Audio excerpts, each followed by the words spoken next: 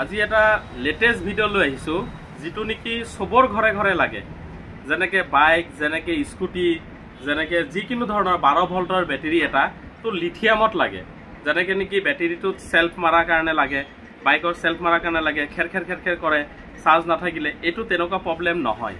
এটো খুব ধুনিয়া লিথিয়াম ফসফেট বেটাৰী হয়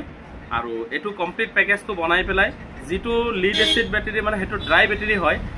হেতুটো প্ৰবলেম থাকেই এটো প্ৰবলেমটো কম থাকিব লিথিয়ামৰ এটো লং লাইফটো বেছি হ'ব আৰু ইয়াৰ প্ৰাইসটো সেমই থাকিব উইথ ওয়াৰেন্টি সেম থাকিব এটো কাবাক লাগে যদি মোৰ লগত যোগাযোগ কৰিব অৰ্ডাৰ দিয়া লগে লগে এদিনতে মানে 2-3 ঘণ্টাতে বনাই দিয়া যাব আৰু কাবাক যেটো ভোল্টেজে লাগে হেতু ভোল্টেজতে দি দিয়া যাব